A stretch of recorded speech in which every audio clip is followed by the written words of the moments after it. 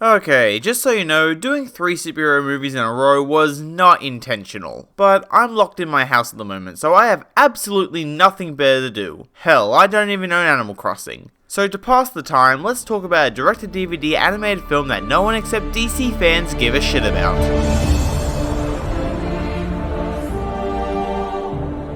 Superman Red Son is the newest addition to the long-running direct-to-DVD animated DC Comics films produced by Warner Bros. Animation. And though I did say that only DC fans care about these movies, they have managed to sustain a consistent track record in popularity to the point where they can release up to 4 movies a year, which is crazy when you think about it. They're primarily known for their DC animated movie universe, which is a topic I will get to down the track, but they have delved in standalone ventures, many of which are adaptations of some of DC's most famous storylines, and Red Son is the newest member to that group, as it's adapted from the 2003 comic miniseries written by Mark Miller, most famous for his work on Marvel Ultimate, Civil War, Kick-Ass, and Kingsman. Now to preference, I have not read the series, and besides the basic premise, that being Superman's a communist, I knew nothing about it. So don't expect an in-depth analysis comparing mediums, as my opinion will solely be based upon the film. And with that said, my opinion is... It's really nothing special, just one of the more blander adaptations that you can forget a big chunk of right after finishing it. I wouldn't say it's downright terrible because there are good elements that can be taken out of it. It's just that as an overall product, it feels very rushed and underwhelming, especially considering the initial concept, which had copious amounts of potential. When I say the movie feels rushed, I mean that with both its storyline and its animation. I haven't seen one of these movies since 2016 with Teen Titans The Judas Contract, which FYI is not good, but I think since then the animation looks to have been somewhat downgraded and heavily recycled. Now I don't blame them, they make up to 4 movies a year, so them borrowing assets to cut production time seems reasonable. But when it comes to a film like this, which looked to be a bit more important and grander than some of their others in recent years, it looked kinda bad. A lot of the character movements were very jerky and stilted. The designs for many of them looked identical with no originality. The colours and shadowing, primarily at the beginning, looked very cheap and unappealing. And though you can say this about the other films, in this one especially, the characters seem to be more disconnected from their environments. Most of the other films do a good job blending both the 2D cell animation and the more detailed background so they can coexist and not look out of place. But in this one, there is a very obvious line that really separates both elements. And at points, it was really distracting. Thankfully, this wasn't in every shot, as I did start to get used to it after a while, but for many others, it looked very uncanny and displayed a very cheap looking aesthetic altogether. The story, on the other hand, though at times very rushed and mishandled, still managed to keep me somewhat invested, primarily during the second half. The first half isn't horrendous, but it did feel very underdeveloped. But the first 4 minutes were honestly horrible. It's definitely made for DC fans who are familiar with the source material, as it kinda just drops you in without any prologue. And what I mean by that is that I would have liked the movie to start with Kal-El crash landing in Russia instead of Kansas, as to establish the location and to outline the subversive narrative as to not confuse newcomers. But instead we start when he's a kid being chased by bullies in a very Kansas looking area of Russia where everyone has very bad Russian accents. Go ahead, run!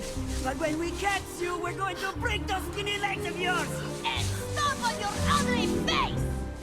And unless you know the story prior, you would have to connect the dots yourself. A lot of the first half feels like they just pressed the fast forward button, as certain characters like a childhood friend of Superman's being introduced at the beginning and then subsequently dying 10 minutes later, though impactful and emotional for his character, doesn't project that same feeling upon us as an audience, as she only had 3 minutes of screen time in 2 scenes. This movie has a runtime of around 1 hour and 24 minutes, which is the standard amount for these movies, as most of them never even hit the 90-minute mark. But this story, and just how compelling it could have been, had the potential to be way longer, and as a result could have developed many plot points that in this feel unneeded, forced, and severely underdeveloped. And an example would definitely be the Batman subplot. They had a really good opportunity to bring a new side of Batman that could have made for a more interesting conflict. The seeds of his character are very obviously planted in the first act, and you would think that he would take up a good chunk of the story. But the whole section of him in the film only lasts for around 10 minutes, and he only has 5 of that 10 to shine. His fight with Superman was the only fight scene that I liked, as it had legitimate stakes, and it being hand-to-hand combat made for a very violent and gritty confrontation, as Batman's hatred for him really propels the suspense exuded from the scene.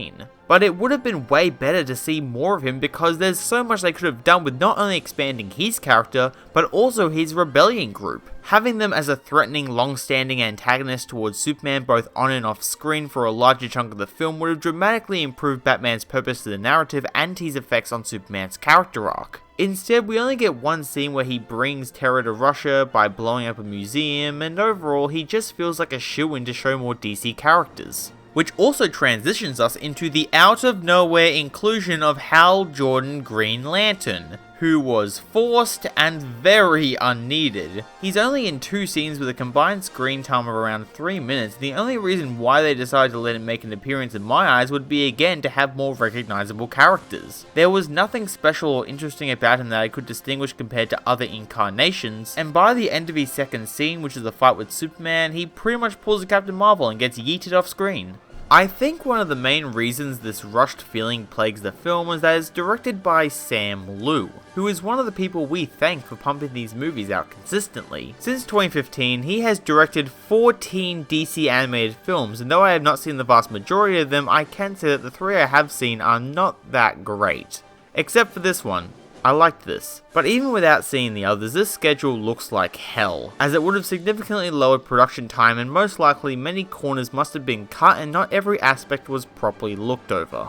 Now, not every character and plot point feels this way. Lex Luthor and Lois Lane, though very simple, were fleshed out enough to have relevance to the story, and their on-screen relationship did feel organic and lended itself to the narrative in a way that didn't feel out of place. Wonder Woman's inclusion felt the most warranted, as she acted as a pivotal plot point to Superman's arc, and their friendship was one of the best parts of the movie. Their on-screen chemistry was very well handled considering the runtime, and the differing views that bounced off one another, though not as detailed as it could have been, still conveyed a clear disconnect that the audience could easily understand. A lot of the more serious moments worked quite well, and there were a few surprises littered throughout that did get the desired reaction out of me. I mean, I didn't expect Batman to blow himself up, so there's that. The movie's second half is quite entertaining, and I never got bored with it, unlike the first. And I did like certain aspects of Superman's character. I thought his sudden motive change near the end was very forced and out of place, but before that he was very consistent, and though he could have been labelled as a villain at points, his ideology made for a very conflicting relationship with the audience. As though he only wants the best for his country, it's the lengths he's willing to go to achieve that which can really affect your opinion on him. And though other films have done this way